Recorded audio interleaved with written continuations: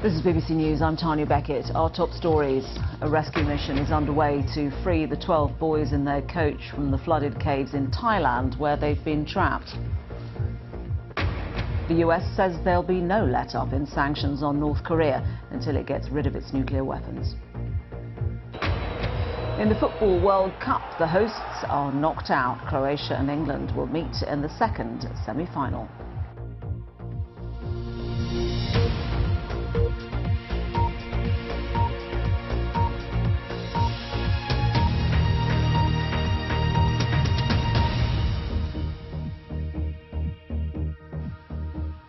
Hello, welcome to BBC World News. Let's start with some breaking news. The Thai authorities say they have begun an operation to bring 12 boys and their football coach out of flooded caves. They've been trapped there for the past 2 weeks. The head of the rescue mission said it could take up to 4 days to bring them all to the surface, depending on the weather. And we can speak now to our correspondent Sophie Long, who is at the mouth of the cave. Sophie, this is a very delicate and dangerous operation, isn't it? Yeah, we now know it started 3 hours ago, and they will bring the boys out one by one, 2 divers with each boy. They've done as much preparation and planning for this delicate operation as they possibly can, they say, and the conditions aren't going to get any better. It's always been a race against time and a race against the weather. The boys are stuck in a cave deep inside that mountain, and you can see the rain clouds hovering above. It's been raining here this morning. It was raining very heavily last night. What they don't want, of course, is for the cave to fill with water once again and make the conditions even more difficult. Now, the boys have been told that the operation is happening. Of course, it's already underway. The governor of Chiang Rai province, who's leading this operation, said that the boys' hearts are strong and they are determined. The boys' families have been told they support the mission, and they've asked for everyone else to support it too. It is an unprecedented mission. It will take up to 3 or 4 days. Each rescue of each individual boy will take at least 11 hours. They're 4 kilometres inside the cave. There are stop-off points along the way, dry areas where they can be medically assessed, where they can get some rest. The key is, they say, they don't want the boys to panic, and that's one reason they're being brought out one by one, because if one panics, it could set the others off as well. It wasn't the first choice, though, was it, Sophie? The first choice was to try to pump the water out of the cave. Well, I think the ideal and safest way to get the boys out of the cave would be to make it completely dry. That is impossible, as you can see. It's a race against the weather. It's monsoon season here. They say if they don't move now, the fear is that the water could refill the cave and they could be in even worse conditions than they were in the first place. When they went into the cave 16 days ago, it was dry, of course. They just walked in there. Ideally, they would come out the same way, but that's not going to happen. They explored all sorts of other options as well. Many holes have been drilled. More than 100 holes have been drilled into that mountain. Some of them to improve the air quality inside the cave. That was one thing that they were very worried about a couple of days ago. But even to do that would be very time consuming. They'd have to drill deep down, get very heavy drilling equipment up onto the mountainside. So it's felt that this is the best option, and the conditions aren't going to get any better than they are now. And for Thailand itself, of course, it's drawn on extensive international expertise. Yeah, that's right. Right from the very beginning, you'll remember on the 9 days into this, they've been missing for 9 days. It was British divers who found them, all 13 of them alive and well.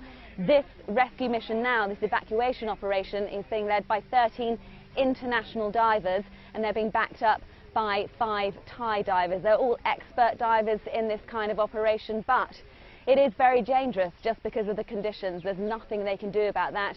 They have been in there with jackhammers trying to clear the ways as much as they can. Some of the cave complex is very narrow passageways with jagged rocks, very difficult to get through even with scuba equipment. The boys will be given full face masks, and they're going to try and float them along the surface of the water as much as possible. But there are still areas in that cave that they will have to dive through, we believe. Heartening, though, for the parents and the communities that the boys have been able to communicate and send fairly positive messages. Yeah, of course. I mean, as soon as they were found, we got the message that they were all alive and well. That was amazingly good news for the parents. It's impossible to imagine the roller coaster they've been on over the past 2 weeks. 9 days passed when they didn't even know if their sons were alive. Then the euphoria after they'd been found quickly turned into what next? How are we going to get them out?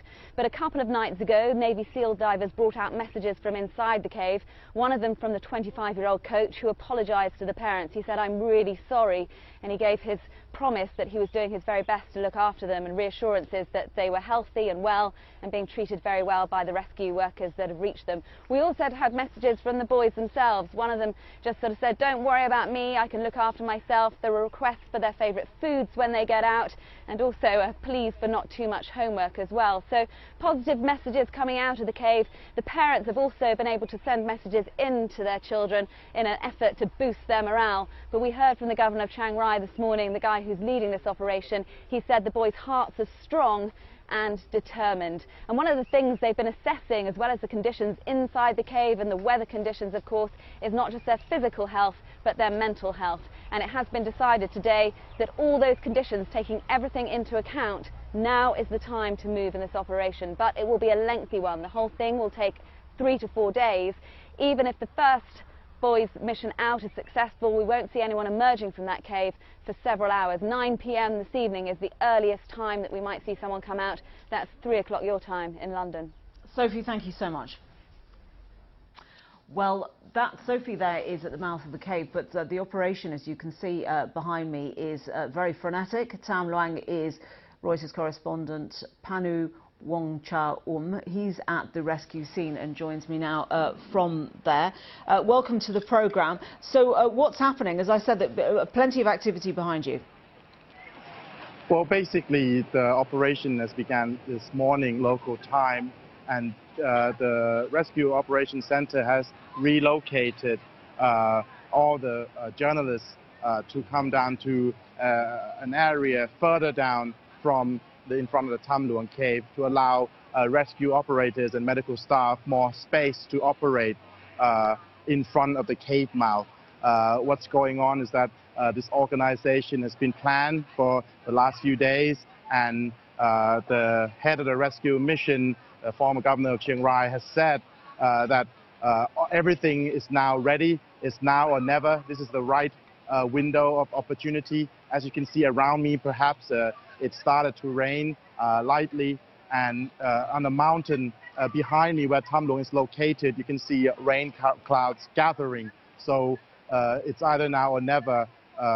As we've seen in the past few weeks during the search operation, when clouds like this gathered after a spell of heavy rain, the water inside the cave would rise rapidly over the next couple of days, follow that rain.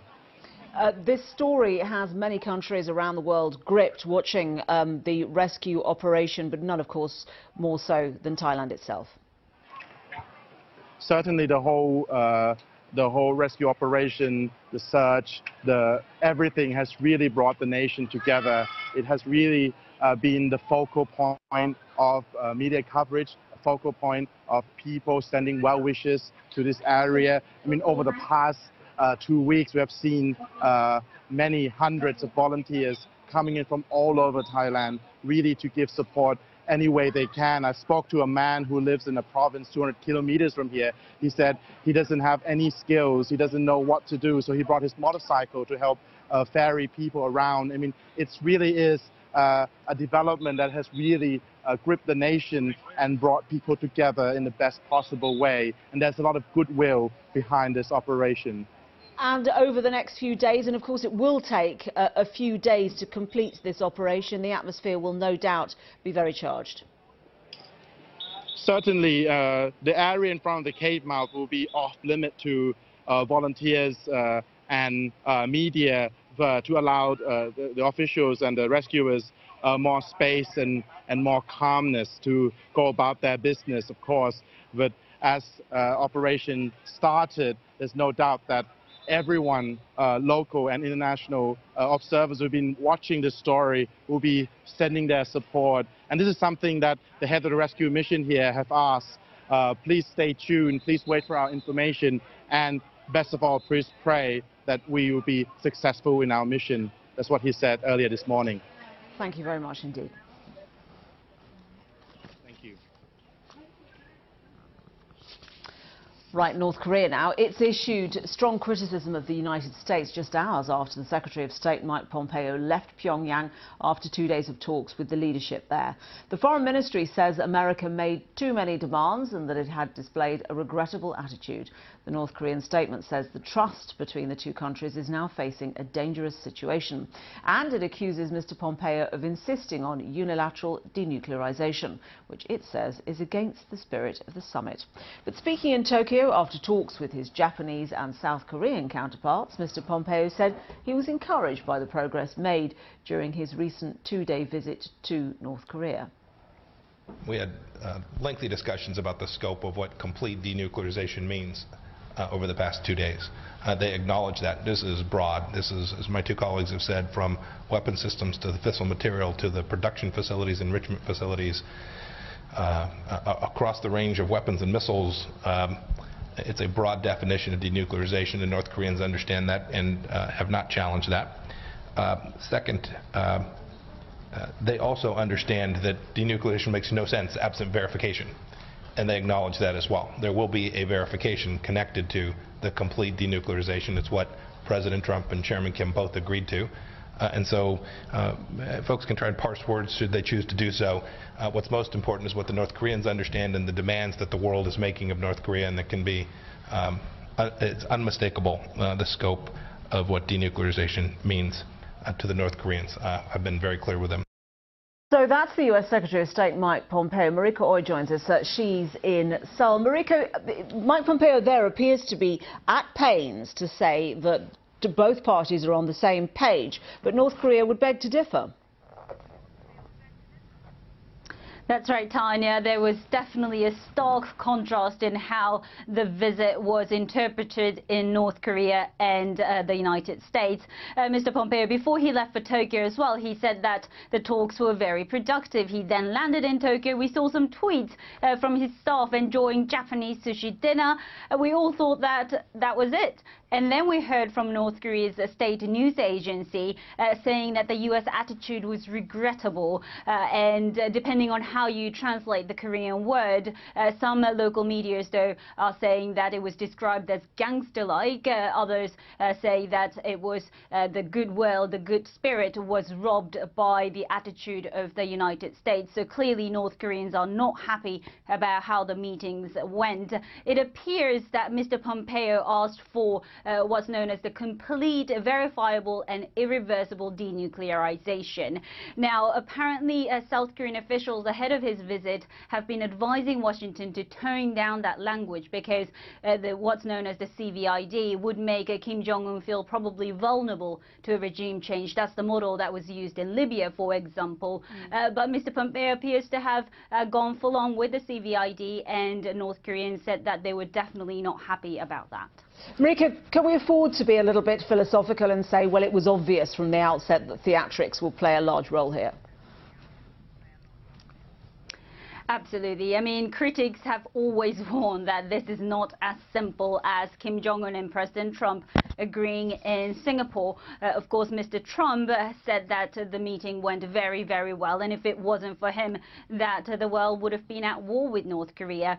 Of course, North Korea has committed to denuclearization in the past as well, and we saw that regime flip many times before, so there were many, many warnings. So in a way, the U.S. administration, the Trump administration, may start to understand how complicated this issue is. Interestingly, we didn't hear from President Trump about North Korea overnight. I was waiting for his tweets, but he didn't say anything about it. It might be because that statement from North Korea's state agency said that while they were not happy with how Mr. Pompeo handled the situation, they still have good faith in President Trump. So it seems like they are playing to his ego, that President Trump is the one that they want to work with. Marika, thank you so much. Now let's get some of the day's other news. A British police officer who went to hospital over concerns that he may have been exposed to the nerve agent Novichok has been assessed and given the all clear. A spokesperson for a hospital in the city of Salisbury confirmed the officer had sought medical advice in connection with the exposure of a man and woman to Novichok a week ago. The couple remain in a critical condition. Thousands of demonstrators have blocked one of the main roads in the American city of Chicago in a protest over gun violence. The rally was led by a local priest who has long campaigned for stricter gun control laws. More than 250 people have been murdered in the city already this year. Haiti's government has been forced to cancel fuel price rises of over 40% after violent protests broke out.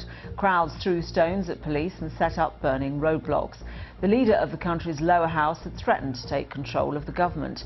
Reports say that at least 3 people have died in the disturbances. Further signs of tension within the British Conservative Party have emerged over the Prime Minister's plan for future relations with the EU, which was agreed by her cabinet at her country retreat, Chequers. The Foreign Secretary, Boris Johnson, is understood to have used colourful language at the meeting to criticise the proposal before later giving it his backing. Our political correspondent Nick Eardley has more. The ink is barely dry on the Prime Minister's Brexit plans, but already some concerns are emerging. It's understood some of those concerns were raised by the Foreign Secretary Boris Johnson at Chequers on Friday. We believe that he was hostile to the plan, that he said it could lead to the UK becoming a vassal state, and using some of the colourful language he's known for, warned that defending it was akin to polishing a turd. Now, Downing Street says they don't recognise the idea that Mr Johnson was openly hostile.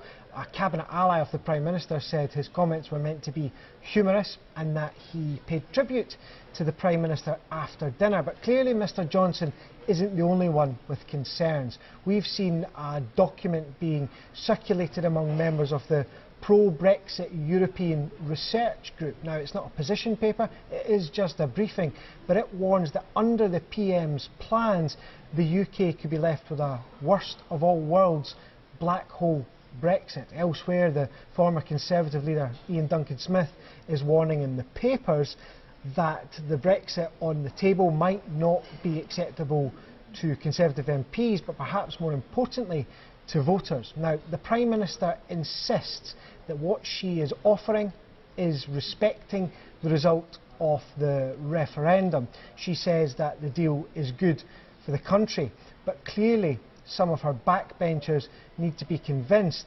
She'll address them tomorrow. Nick Eardley. Stay with us on BBC World News. Still to come, sadness for the hosts Russia, but delight for Croatia and England at the Football World Cup.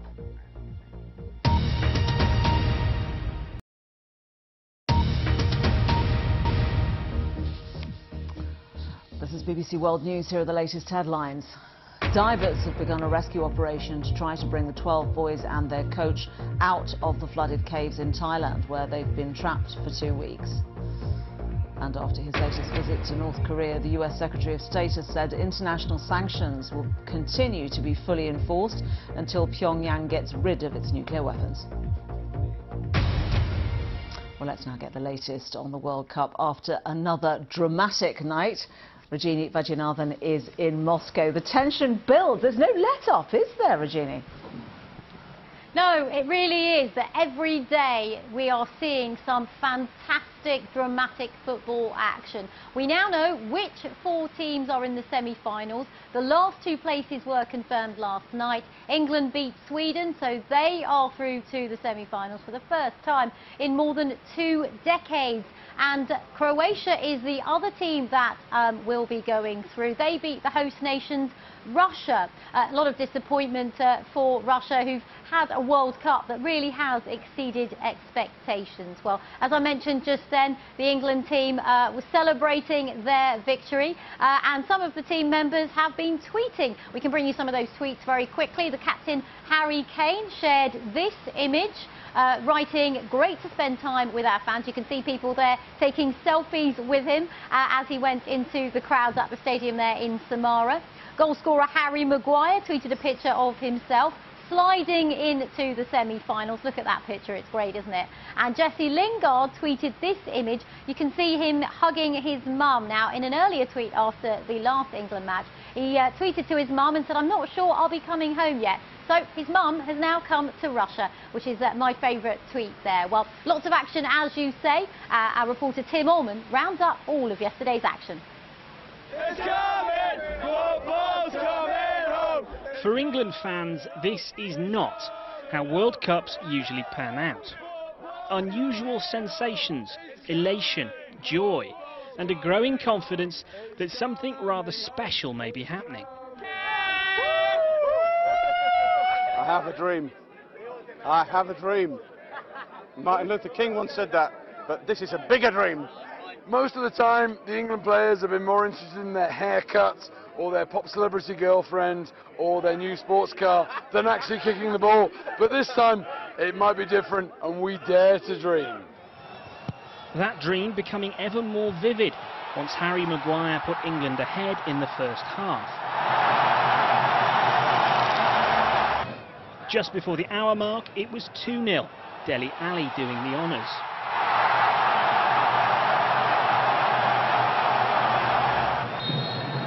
Football isn't exactly coming home just yet, but it may well be packing its bags. In many ways, Russia have been the surprise package of this tournament. Could their amazing run continue? Russia! Well, things certainly looked good when Denis Cheryshev put them ahead. But Croatia soon equalised, Andrej Kramaric making it 1-1. Into extra time and Domagoj Vida put the Croatians ahead. Only for Mario Fernandes to keep Russian dreams alive. But football can be cruel. A few minutes later he missed a decisive penalty. Ivan Rakitic taking advantage, Croatia advancing to the semi-finals for the first time in 20 years. Russia have been the perfect hosts, but for them, the party is over. Tim Allman, BBC News. It's been quite an incredible World Cup for the host nations. They started this tournament right at the bottom in terms of the rankings, and the fact that they got this far was definitely a cause for celebration rather than commiseration last night, as our Moscow correspondent Steve Rosenberg found out. But I think before we go to Steve, we can actually show you pictures of me leaving my hotel this morning at 6 o'clock.